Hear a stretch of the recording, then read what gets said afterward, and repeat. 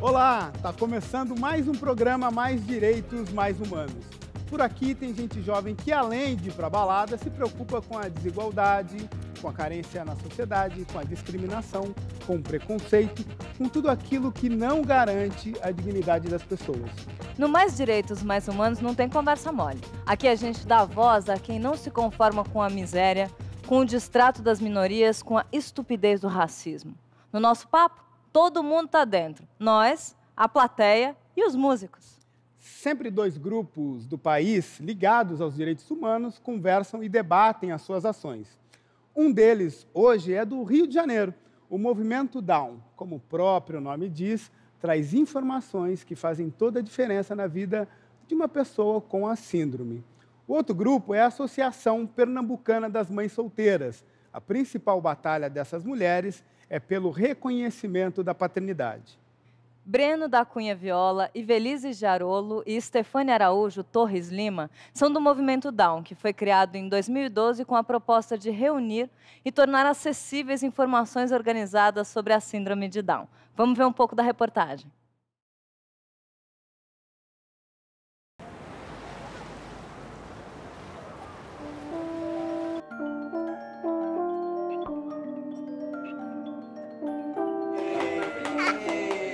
Eu estava no 5º mês de gravidez e aí eu fui fazer um exame e esse exame acusou que o meu bebê, que eu tinha uma alta probabilidade de ter um bebê com alguma síndrome. E aí eu, na internet, isso mexeu muito comigo e eu fiquei procurando muito na internet. E aí eu vi assim no Google o site do Movimento Down. E aí eu entrei em contato com eles e me desabafei. Hoje o Movimento Down ele desenvolve como foco principal. A gente tem um portal e o Facebook, que é a nossa principal ferramenta de acesso, na verdade, das famílias que procuram o Movimento Down, né? A internet é, sem dúvida nenhuma, o melhor canal que você tem de fazer a informação ser espalhada com uma boa capilaridade, com a velocidade que a gente busca na sociedade contemporânea, né? Então, a internet foi, desde o início, o canal principal do Movimento Down. Mas o que a gente percebe é que a internet ela dá conta de uma parte, mas tem ainda uma necessidade das pessoas de uma interação pessoal, ver, né, olho no olho, criar identidade com uma outra pessoa. Isso é muito importante. Vamos botar no pé? Cadê o pé da Manu? Vem, Manu, brincar com ele, Manu.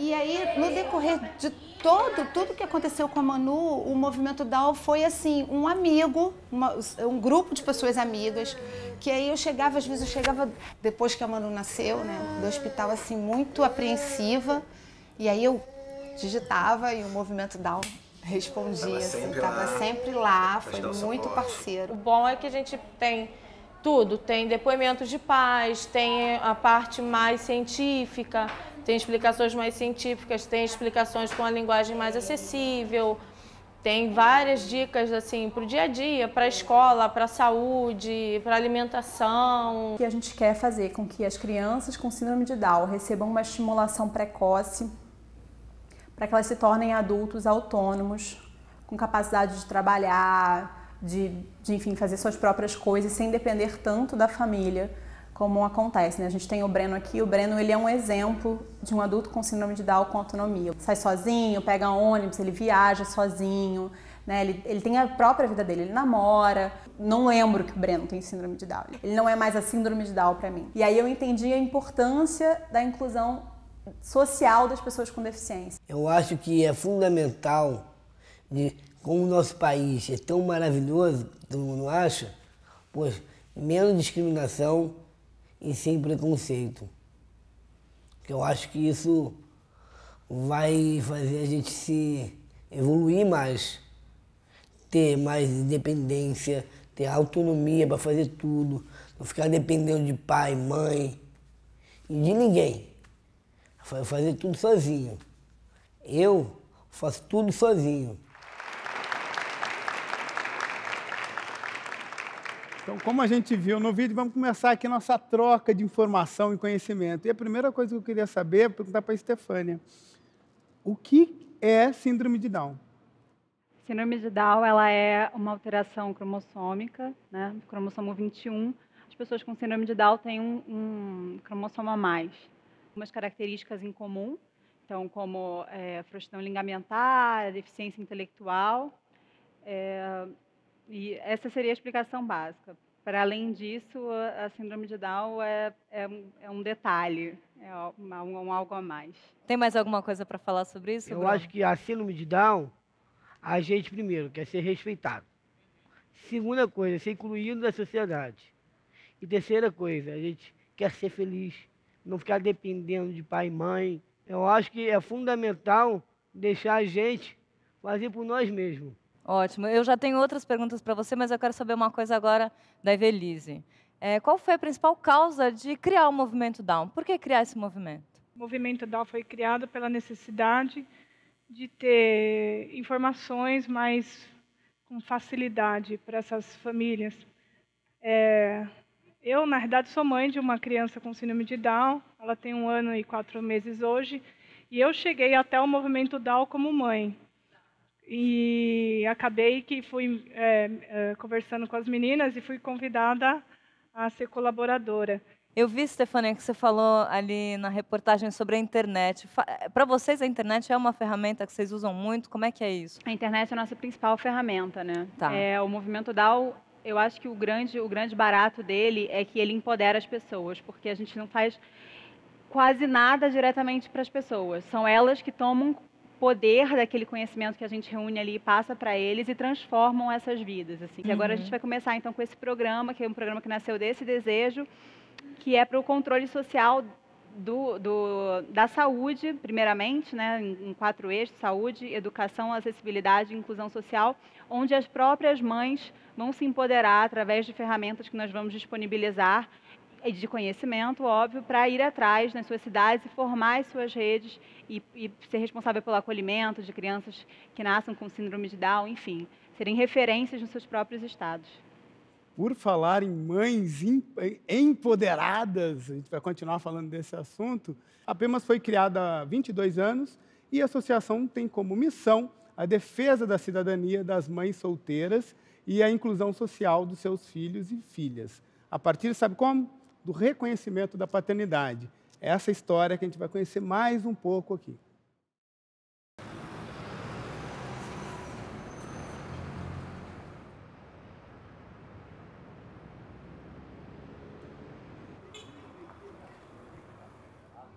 Eu vou conversar agora com a Mércia Matheus Barbosa e a Francineide Alves de Souza.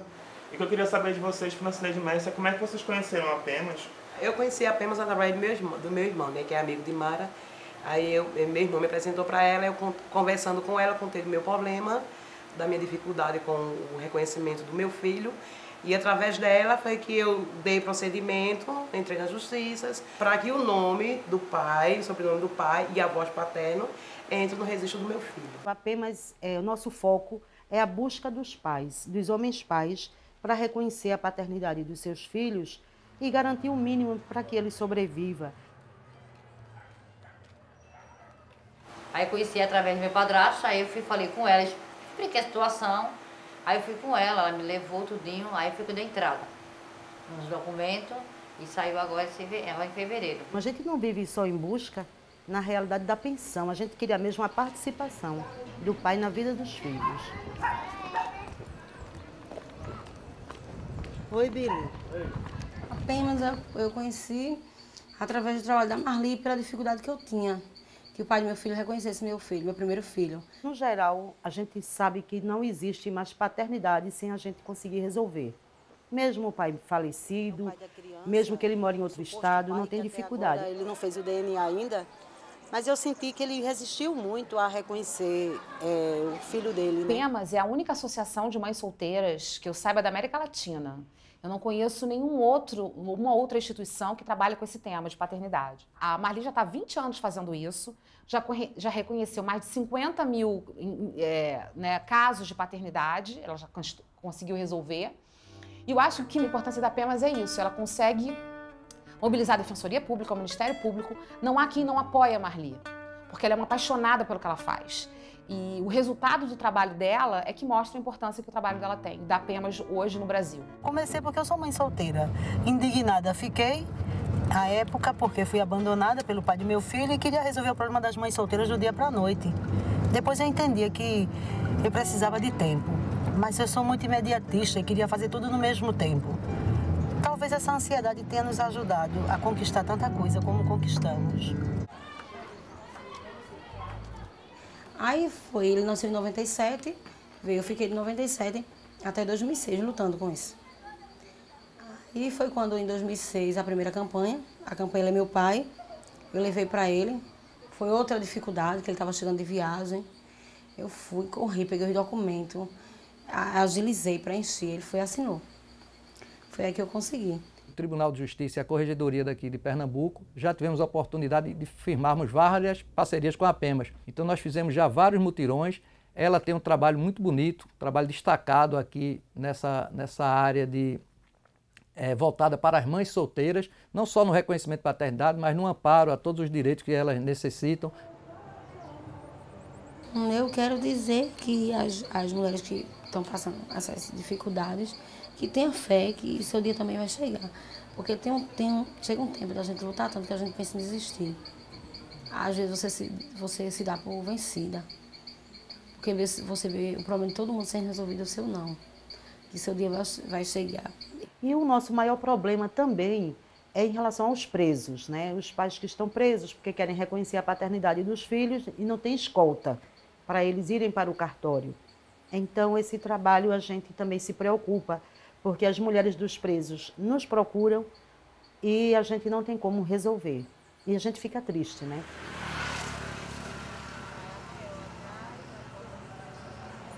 Essa é uma luta super importante, que cumpre um papel super importante, é uma luta fundamental para garantir direitos e ela tem que ser articulada com uma luta mais ampla para a gente também reinventar e transformar aquilo que a gente considera que é família, né?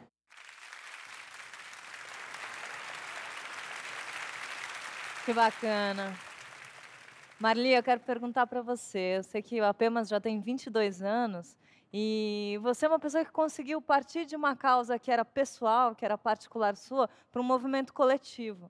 Criou uma coisa que transcendeu um problema que aconteceu só com você. Então, eu quero que você conte um pouco da tua história e por que você achou importante criar o Apemas? Eu sou mãe solteira, né? Como toda mãe solteira, eu também fui abandonada pelo pai do meu filho. E aí eu vi o quanto era difícil ser mãe solteira. E comecei a buscar as mulheres que tinham o mesmo estereótipo que o meu. Muitas já estavam grávidas, com um filho no braço, puxando por outro. Eu pensei, eu tenho que fazer alguma coisa. E na época eu era empresária, o pai do meu filho é advogado. Eu digo, poxa, se eu estou passando por isso, imagina as outras que não têm nada. E aí eu busquei as mulheres, eu nunca soube a princípio que era o que a gente queria, mas com elas eu me descobri. A gente identificou que a maioria dos nossos filhos não tinha o nome do pai em sua certidão. O que eu acho interessante é que depois de 22 anos eu me emociono do mesmo jeito. E aí a gente começou a lutar pela paternidade, mas só que na época não tinha DNA, não existia nada que pudesse garantir o direito dessas mulheres.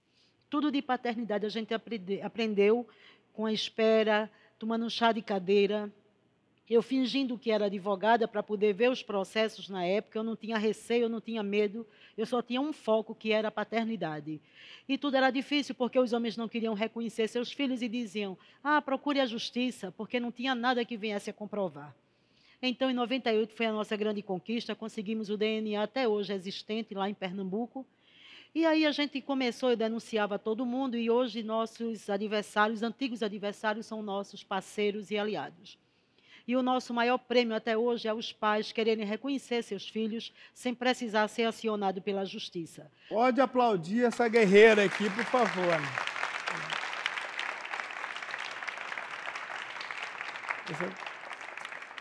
Qual a importância do registro do nome do pai ali? O pai registrar e assumir a paternidade legalmente. Para mim, importância não tem, não. Porque a gente cria um filho, para mim, só a convivência de um pai importa muito, mas hoje em dia é aquele negócio, né, de, como é que se diz, chegar em escola, tem nome pai, vô, esses negócios. Minha filha mesmo sempre perguntava, ela foi criada comigo e o pai, mas hoje em dia ela é criada por mim, que o pai dela faleceu. Aí fica difícil que ela pergunta, mas graças a Deus tem o nome dele no registro. Mas muita gente hoje em dia quer isso. Não por dinheiro, por convivência, mas sim pela criança, quando crescer, perguntar aquela situação. Por que tem o nome da minha mãe e não do meu pai? Que rola um preconceito Justamente na escola, por exemplo. É, justamente. Ela mesmo, por ter sido criada com ele, não tem preconceito do nome, mas todo mundo pergunta por ele. Ela tem 5 anos, mas ela responde, meu pai está com o papai do céu. Uma coisa que eu quero saber, o que te chama mais atenção no trabalho delas? E se você sente que Pernambuco tem alguma particularidade, se isso acontece mais lá, ou se em outros estados do Brasil, se você consegue identificar que isso também acontece e é igual? Eu comecei a fazer um filme chamado Nada Sobre Meu Pai, que é sobre minha história de ausência paterna. Tá. E aí eu conheci a Marli. E aí eu viajei 5 cidades no Brasil, conhecendo pessoas e projetos que estão nesse trabalho de recuperação de paternidade. Uhum. E aí eu conheci a Marli nesse processo. E eu fiquei encantada com o trabalho, porque assim, o Ministério Público faz um trabalho muito importante, mas tem todo o aparato que o Ministério Público tem. E a Marli não, como vocês viram no VT, ela é uma pessoa que ela luta com pouquíssimos recursos para conseguir uma coisa que eu acho muito importante. E assim, eu, como uma pessoa que não tem o nome do meu pai no registro, fiquei acompanhando a partir daí a vida da Marli. Então eu filmei ela para o Nada Sobre Meu Pai, depois para o Promessas Partidas, que é esse filme que vocês viram um trechinho. E agora a gente vai fazer um terceiro filme juntos, que é sobre o trabalho que ela vai fazer nos presídios, que ela também citou. E eu acho que em Pernambuco não é muito diferente dos outros estados. A Bahia também é muito parecida, o perfil das pessoas. Eu acho que a diferença em Pernambuco é o trabalho da Marli. Uhum. Porque não tem uma pessoa da sociedade civil fazendo um trabalho em outros estados que eu saiba. E eu pesquisei a fundo esse tema. Então, assim, tem o Ministério Público dando amparo para várias mães e filhos que estão nessa busca. Mas o trabalho da Marli faz muita diferença, porque ela faz esse trabalho de porta em porta. E é coletivo, organizado. Exatamente. Né? E ela consegue fazer uma coisa que eu acho incrível, que é convencer o homem da importância dele, como afeto, como influência, e não somente com essa questão da pensão, dos direitos. E acho que para o filho é muito melhor ter esse contato com o pai através do afeto. Claro. Que, na verdade, no final, é o que mais importa. Queria só lembrar o pessoal de casa que o nosso programa tem um momento aqui, mas para você que está conectado com a rede, pode saber mais sobre as experiências do Mais Direitos Mais Humanos no nosso site, que o endereço está aqui. E você pode postar, comentar, compartilhar e assistir todos os programas e compartilhar esses programas com seus amigos. Bom, agora a minha pergunta é para a plateia. Eu acho que vocês perceberam aqui hoje que os dois grupos, de maneiras diferentes, eles tratam e abordam questões que passam pela família, pela figura da família.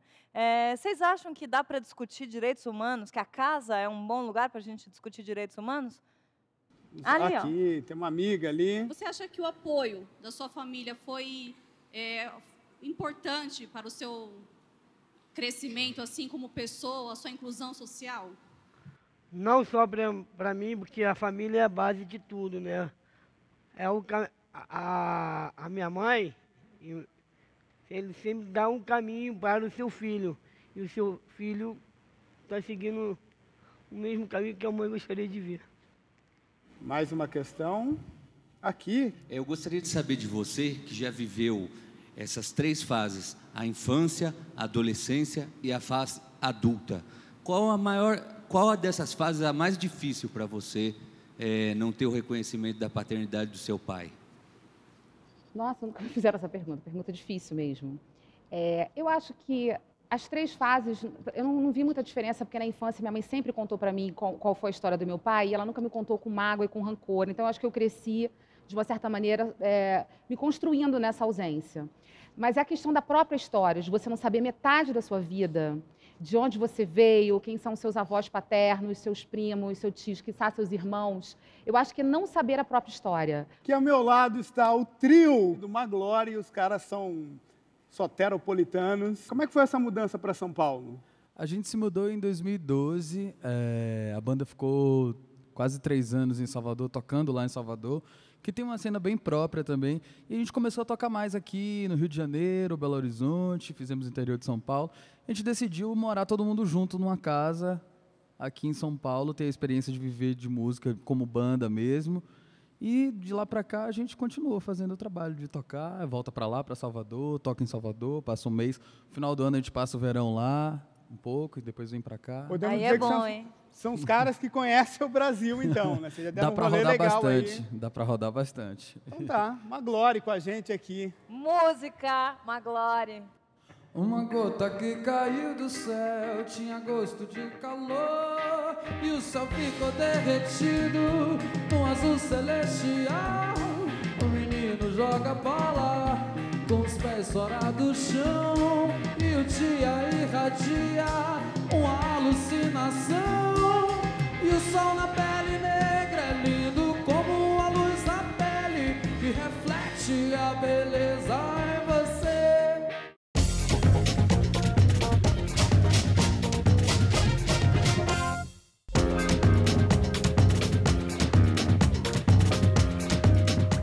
É um grande desafio garantir o direito das pessoas com deficiência intelectual. O preconceito ainda é muito grande. Mas saibam, os cidadãos com síndrome de Down podem exercer o direito do voto e participar do processo político do país.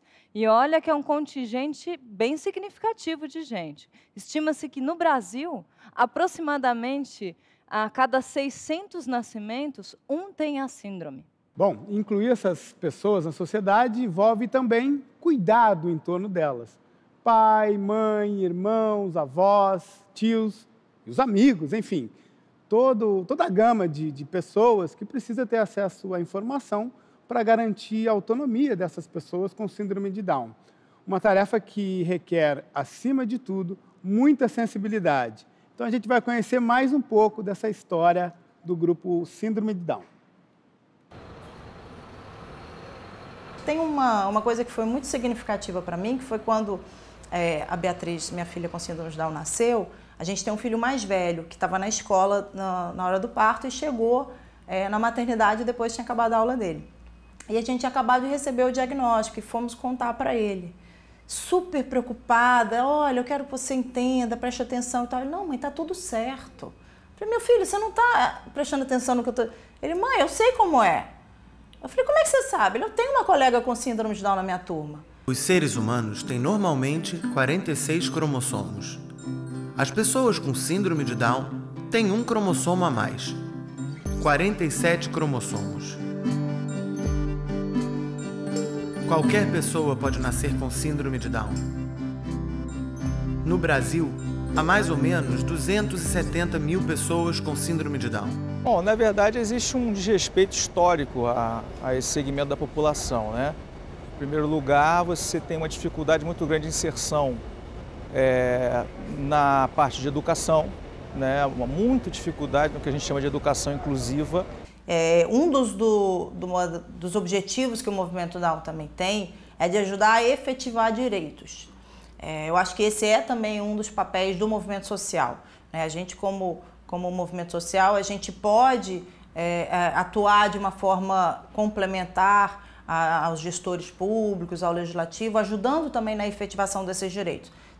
A questão não me parece ser falta de lei, a questão me parece ser a aplicação da lei.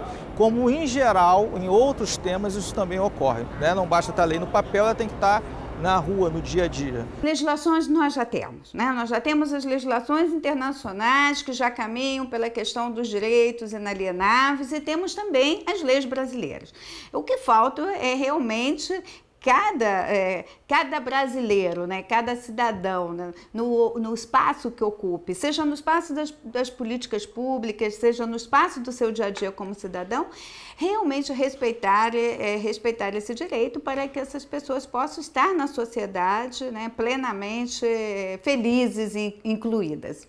O meu sonho é ver essas pessoas tendo a autonomia de chegar e falar assim, não, a gente tem direito de ter uma vida, a gente tem direito de ter que estudar na escola regular, a gente tem direito a namorar, tem direito a fazer tudo.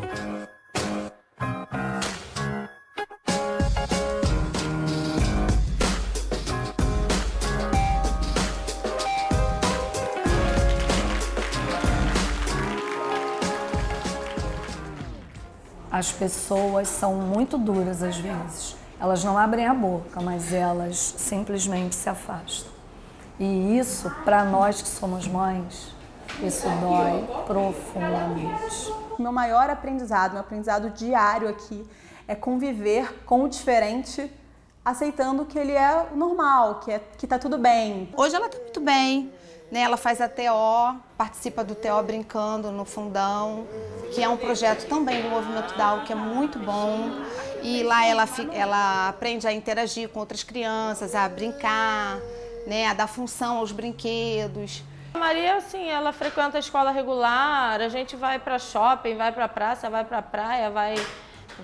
Ela tem uma vida social normal. Eu acho que existe essa consciência, de certa maneira, por pressão dos segmentos que militam na área, né? A questão do próprio movimento Down, que é um movimento organizado. Outros segmentos de outros setores também se organizam para pressionar e exigir a atuação do poder público, que eu acho que só atua quando a sociedade civil organizada consegue se organizar e ser um elemento de pressão.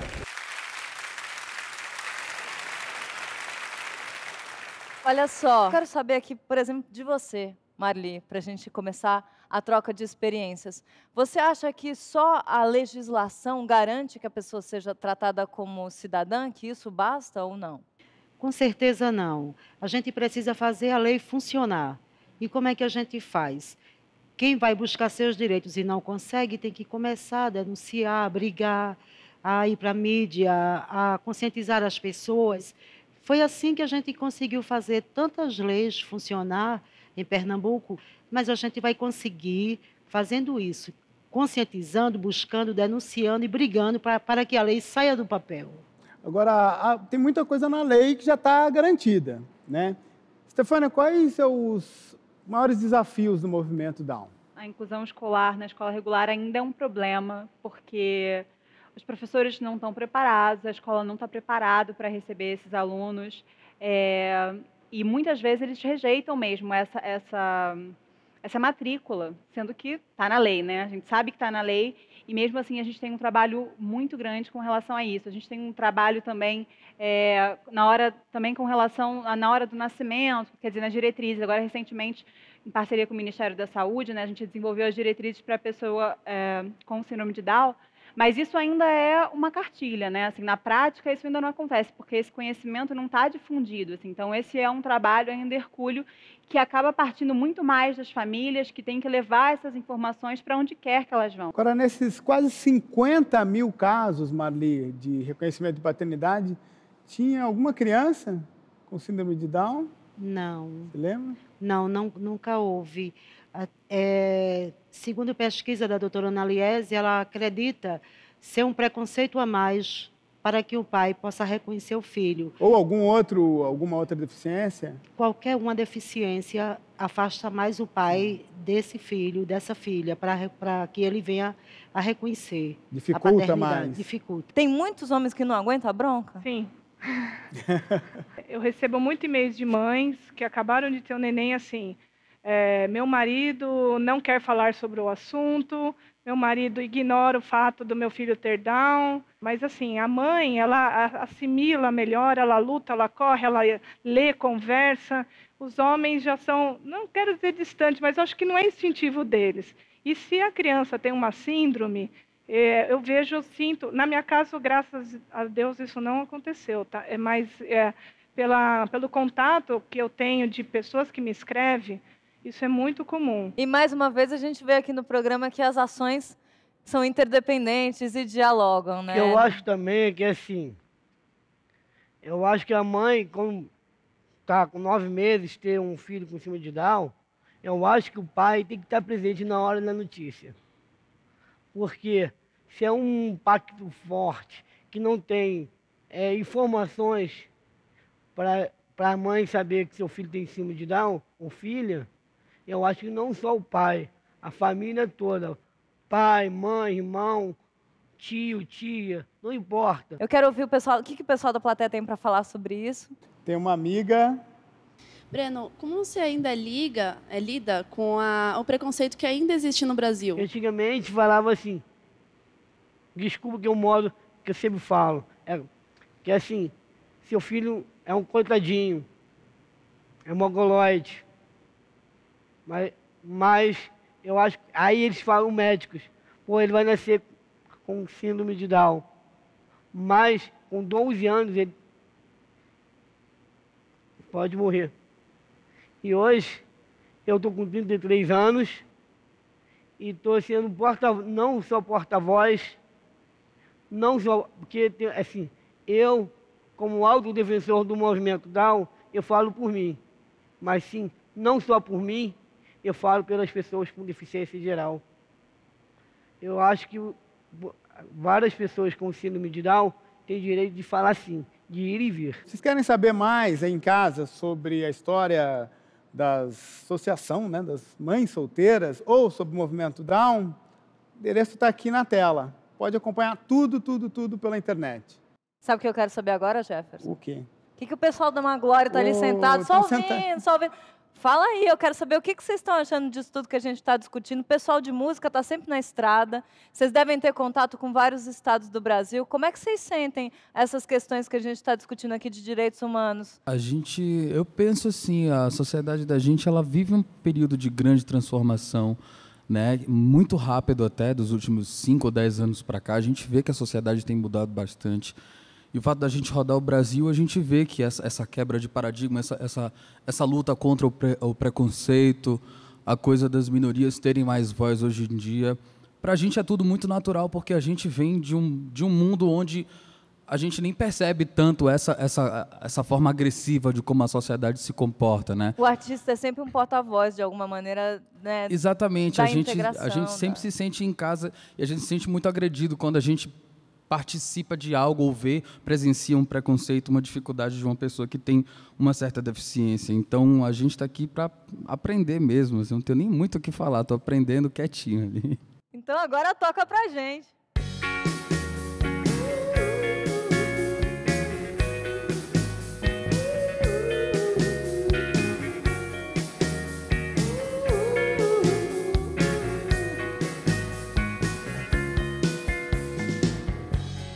Pode ser assim como um beijinho de passarinho, de uma leveza perspicaz.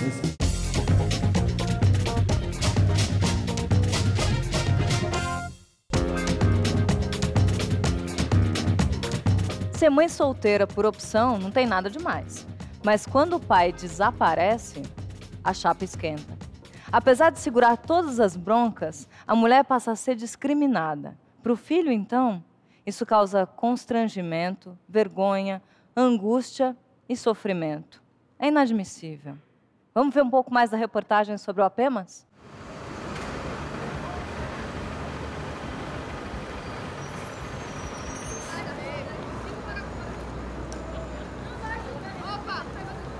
Geralmente as pessoas olham pra mim assim, tu é mãe solteira, é uma discriminação muito grande.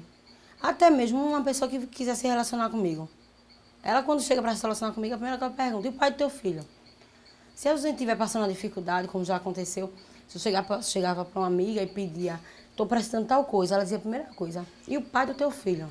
Porque todo mundo sabe que a gente não faz filho só, não é verdade? A mãe solteira tem filhos, a sociedade imagina assim, para dar golpe, para ter Bolsa Família, para, digamos, desfazer o lar de alguém. A mãe solteira, ela é vista ainda como um desvio social.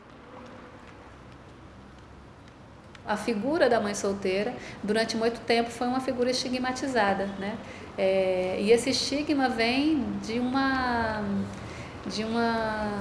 sociedade patriarcal que impõe que a mulher deve ter um homem ao seu lado para, né, criar seus filhos, para ser feliz, né? Impõe a heterossexualidade, impõe que as mulheres que não têm um homem perto de si são mulheres incompletas, né?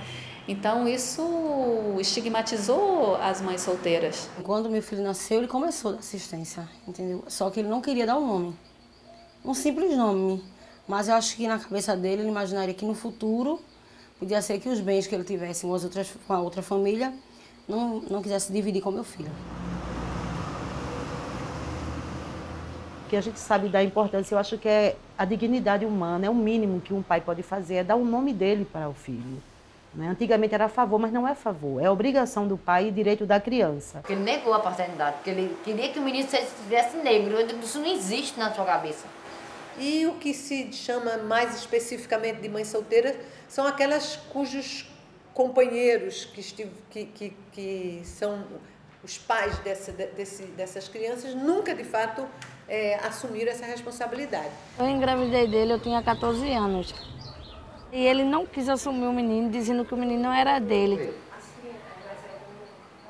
E é muito difícil para uma criança ser rejeitada desde a infância, adolescência, e chegar à fase adulta sem que o pai se interesse, pelo menos, para colocar seu nome e o seu sobrenome na certidão do filho.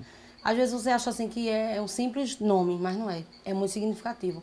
Eu costumo dizer que a gente que é mãe, como eu sou mãe, eu sofro por 2 vezes. Sofro pela pessoa que eu arrumei como pai e sofro mais por não poder transparecer aquela pessoa que eu arrumei para meu filho.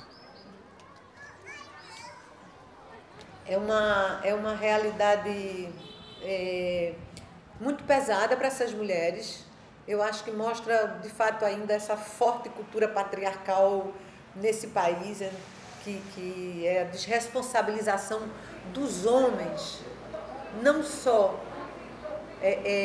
na criação dos filhos, mas também na relação entre relação sexual e prevenção de gravidez, né? Porque se os homens não querem ter filho, eles também deviam se prevenir.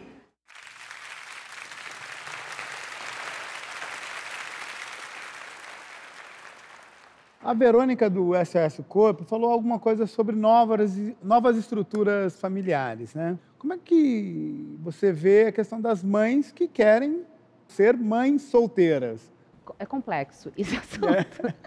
Eu, como filha de uma pessoa que não conhece a referência paterna, eu sempre fico assim, eu acho que se você opta por uma produção independente, você deve ter acesso a essa origem de alguma forma, para no momento em que esse filho precisar, ou ele querer, ou de repente ele nem vai precisar e não vai querer nunca saber, mas isso está à sua mão. Eu acho que até quando eu comecei a fazer o Nada Sobre o Meu Pai, e que falava desse assunto, algumas pessoas falavam, mas agora, essa coisa de novas famílias, as famílias mudaram tanto, para que vocês ficam insistindo nessa figura do pai? E foi uma pergunta que eu me fiz, porque de fato as famílias estão mudando, os papéis estão mudando. Então eu acho assim, as decisões que as pessoas tomam em relação a ter um filho, seja um casal homossexual ou heterossexual, ou uma produção... É isso que eu estou chamando de novas famílias, né? Exatamente. Tá. São responsabilidades que as pessoas têm e que elas vão marcar com uma outra vida. O que eu acho preocupante é que as pessoas têm que pensar assim, eu estou tomando uma decisão minha, mas que vai afetar a vida de uma outra pessoa. Então é sempre importante você refletir sobre isso. Chegando nesse assunto, duas mulheres, quando querem ter filhos, elas podem optar por um doador anônimo. Aí ele não é pai, é um doador que nunca vai conhecer a criança e a criança nunca vai saber quem é, nem as mães vão saber quem é. Mas, como já existe o papel de duas mães, isso vai ser elaborado dentro da estrutura familiar de maneira diferente, desde o início. Então, provavelmente, é uma outra estratégia no sentido de fazer a criança ter o seu desenvolvimento preservado e trabalhar a figura paterna ou a figura masculina de outras maneiras no desenvolvimento dessa criança e dessa família. Mas eu quero perguntar aqui para a Marli, a gente está falando de uma situação que corre de um jeito nos grandes centros urbanos.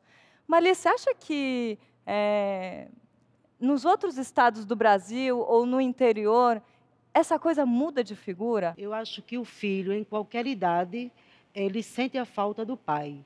Quando eu comecei com a associação, as mulheres diziam, não, que eu não quero que ele registre o meu filho para não sujar a certidão. Eu também disse isso. Mas a criança cresce e todo mundo tem um pai.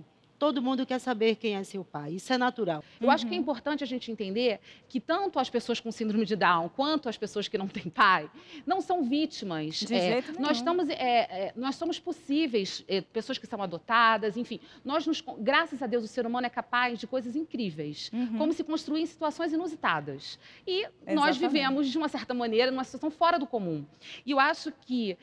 trabalhar essa situação sem a vitimização e ser tolerante é fundamental. Eu acho que é importante gente não padronizar, assim, os filhos não vão querer saber ou vão querer saber. Exatamente. Cada pessoa tem uma busca ou tem uma necessidade. A gente tem que respeitar isso, essa diversidade, e tentar ajudar essa pessoa nessa Dentro caminhada. da configuração que ela Exatamente. se encontra. Mas quando tem amor e afeto, tudo é possível. É possível ser inteiro, não precisa entrar em frangalhos porque não tem pai ou porque tem síndrome de Down. Exatamente. Entendeu? A gente pode ser inteiro, sim. Agora, no caso do movimento de vocês, como é a sua estratégia? Como é que você chega no pai? Como é que se dá o movimento de sensibilização desse homem, né? Para que ele reconheça a paternidade? A princípio, a gente faz muito debate em creche, em associação de moradores, na igreja. E a gente sempre nas datas, Dia da Mulher, Dia das Mães, do Pai, da Criança, a gente faz sempre algo para atrair a atenção da mídia. A gente vai para a televisão e as mães nos procuram, nos conhecem pela internet, ou por telefone, ou porque alguém falou, e nos encontram. Então, antes de entrar com essa ação na justiça, eu peço permissão a ela para contactar o pai. Ou por carta, não é? A gente manda uma carta convite, ou então por telefone. Geralmente a gente convence. Tem uns que dizem, olha, eu nem conheço ele, né, por telefone. Alô, seu Cícero, o senhor pode resolver e tal, porque tem uma criança. Olha, não se envolva, não se meta, esse é o problema meu e dela. Eu digo, então, o senhor aguarde o chamado da justiça. Acho que eles pensam que eu sou advogada, aí daqui a pouco liga, olha, como é seu nome mesmo? Eu digo, é Marli. Olha, dona Marli, vamos resolver isso na paz. Eu digo, é tudo o que a gente quer. Então, para marcar, eu preparo a verbação paterna particular, por escrito particular. Enfim, quando não, que é raro, a gente aciona a justiça, que somos parceiras da Defensoria Pública lá do nosso estado, e a gente aciona. Enfim, tem DNA, se leva um ano, se resolve. Não vejo paternidade sem solução, mesmo o pai tendo morrido, como é o caso de Messia, ela fez o DNA, enfim. Paternidade não é problema para as mães solteiras. Acredito que no país todo. O reconhecimento da paternidade não é benevolência, nem tampouco caridade. Ele é uma questão que está no âmbito dos direitos da criança e do adolescente, pois não se trata apenas de um abandono qualquer, mas sim de um abandono moral, social, legal e psicológico. Teve alguma criança com Down não reconhecida pelo pai? Eu tenho uma conhecida que ela tem um filho com síndrome de Down, hoje já adulto. Quando o menino tinha 3 meses, o pai abandonou, reconhece, mas assim, vê o menino só no dia do aniversário, antes via no aniversário no Natal, mas não dava pensão. Depois a gente, com muita insistência, a gente começou a convencê-la de acionar a justiça para pensão, porque ela reconhecia, mas não reconhecia, ela acionou. Quando ela conseguiu ganhar o reconhecimento via justiça de pensão, o pai começou a pagar a pensão, mas não vê mais o filho. Então, as 2 vezes no ano que ele viu o menino, tem mais ou menos uns 3 anos que ele não vê mais. Isso é um pouco que a gente estava discutindo antes, né? Antes, a questão legal nem sempre é tudo que se tem, ou tudo que talvez seja necessário, né? Pai é uma palavra gostosa tanto quanto mãe. Agora, quando esse pai não assume esse papel, lá em Pernambuco tem um pai social que pode reconhecer essa paternidade. O pai não quer comparecer e hoje isso é legal. Antigamente era crime de falsidade ideológica. Então a gente consegue esses avanços, consegue fazer o quê? Que o amor impere dentro dessas famílias. Isso é que é o mais legal nisso tudo, que seja o pai biológico, que seja 2 mães bem, enfim, o amor, como a nossa amiga Suzana falou, é o que importa. Explica para a gente o pai social. Pai social, digamos, é o que mora com a mulher, que ela tem 3 filhos.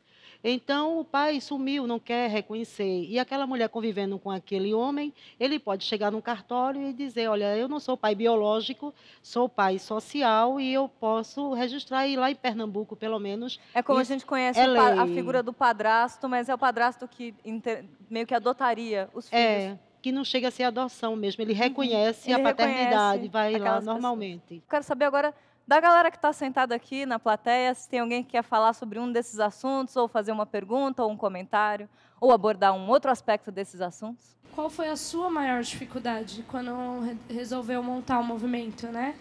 No começo, se alguém te ajudou, como que foi? A minha maior dificuldade foi fazer as mulheres acreditar na minha proposta em relação às mães solteiras. Há 22 anos atrás, as pessoas diziam que a gente estava se reunindo para arrumar homem, né? E até a associação de moradores de lá, o presidente disse, vocês vão se reunir aqui, mas, olha, não vão fazer, em outras palavras, não vão esculhambar aqui, né, a associação de moradores. Vejam como é que vocês vão fazer. Então, aquilo disse, foi até uma assistente social na época, disse, da mesma forma que a comunidade tem dificuldade, as mães solteiras também têm. Mas a gente sabia que onde a gente não chegava como mãe, a gente chegava com um desvio social, que a gente queria fazer, enfim, brincar, curtir, né? As pessoas, tu tem um clube de mãe? Eu digo, não tem um clube de mãe, tem uma associação de mães solteiras, né? E a gente sofreu muito preconceito, as meninas tinham vergonha de ir para a reunião, e aí fazer com que elas passassem para o nosso lado foi difícil, mas nós conseguimos. Ok. Maravilha, gente. Agora eu quero saber aqui o pessoal do Maglore. A gente viu na reportagem, e pelo que a gente ouviu, as meninas todas falando, um dos principais argumentos que os homens usam para não assumir a paternidade é esse filho aí não é meu. E esse é um argumento super machista. Vocês acham que aqui, o Brasil é um país machista? O que vocês acham? Demais. Demais. É um país ainda muito preconceituoso. É aquilo que você estava conversando, né, comigo, que, na verdade, a sociedade está começando a se organizar muito mais agora. Se né? mobilizar, pedir, né, a lutar pelos seus direitos, pedir o que ela tem direito, mas o mais importante que é o que eu vejo aqui é que essa própria associação, então a pessoa ela não espera, ela vai também cobrar das leis do governo, mas ela também se mobiliza, se organiza, né, e vai atrás dos seus direitos também. Não é só aquela coisa de esperar.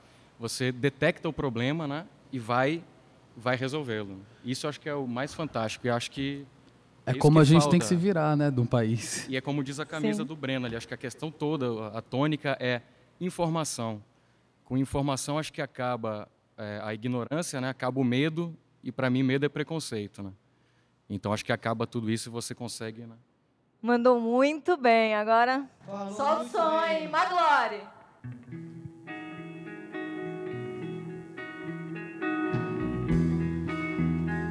Mais direitos, mais humanos. A gente volta com muito mais depois do intervalo. Arranha-céu, pedra no meu pé, me anda, me anda.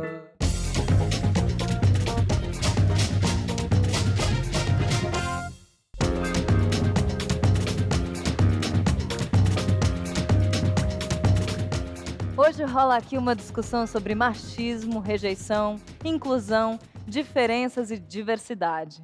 Nesse último bloco, a gente vai fazer perguntas para respostas rápidas para os dois grupos. Vamos lá, hein? Primeira pergunta, direto e reto. Será que a sociedade legitima a exclusão? Vai lá, Marli. Legitima, sim, né, a exclusão. A gente percebe não só as mães solteiras, mas muitos outros grupos que ainda sofrem muita rejeição por parte da sociedade. Evelise, a resolução de todos os problemas estão na mão do governo ou a gente mesma que faz?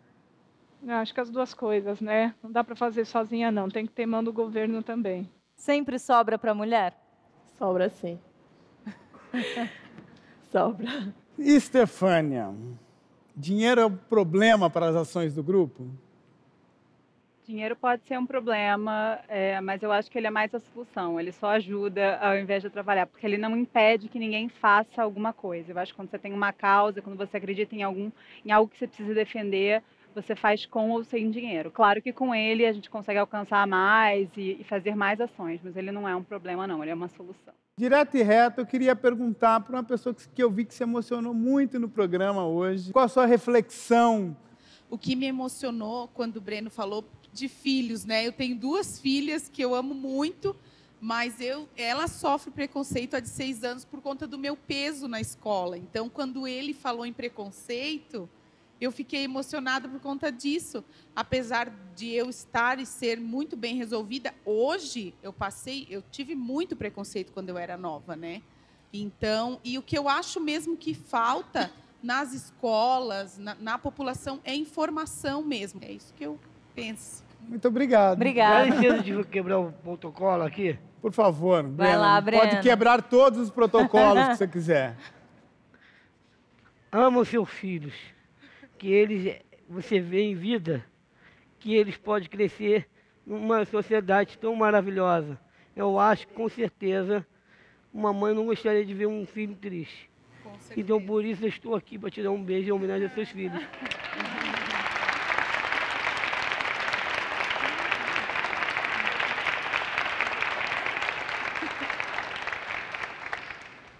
Bom, com esse encontro maravilhoso, mais direitos e mais humanos, estou só lembrando, toda essa história está na internet. Visita o nosso site, lá você vai poder participar, postando, comentando, compartilhando, curtindo todos os programas com seus amigos.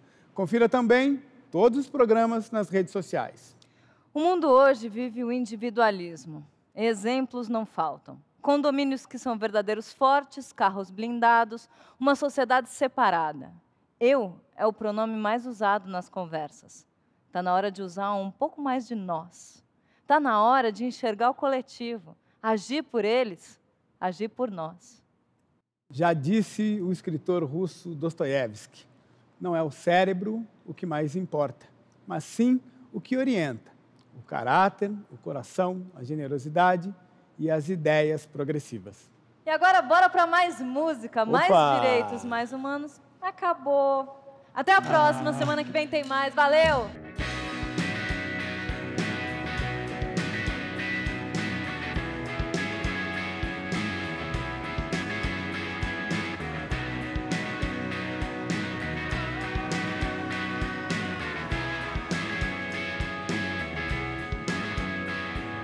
Quem reclama faz a cama na varanda que tem, nas calçadas, nas cabeças, sonhos não se perdem.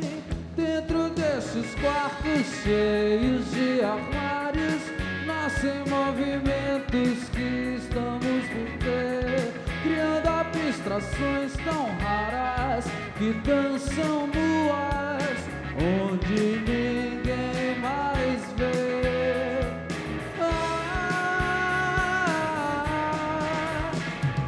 Traga um mundo mais perto de onde você quer chegar. Vamos pra rua, vamos pra rua. Gosto de apartamento, mas já é hora de andar. Vamos pra rua, vamos pra rua. Toque o céu com as mãos em luzes de neon.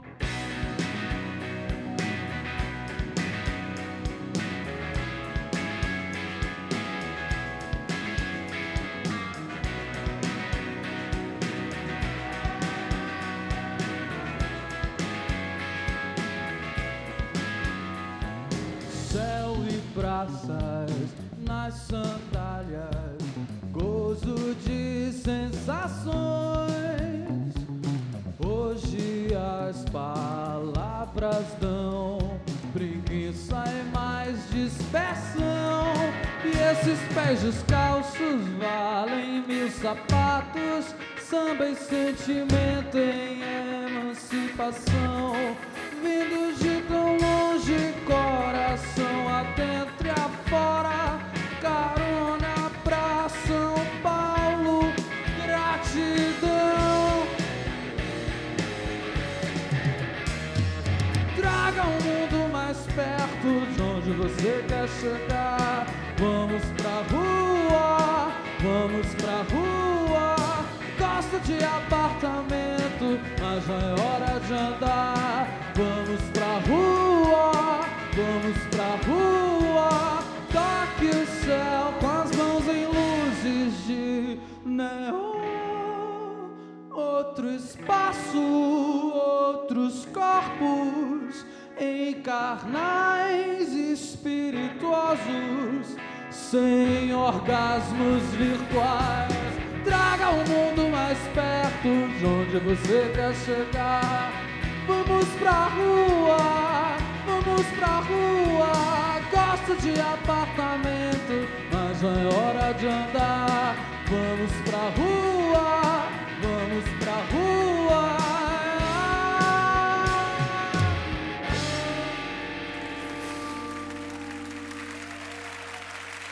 Obrigado.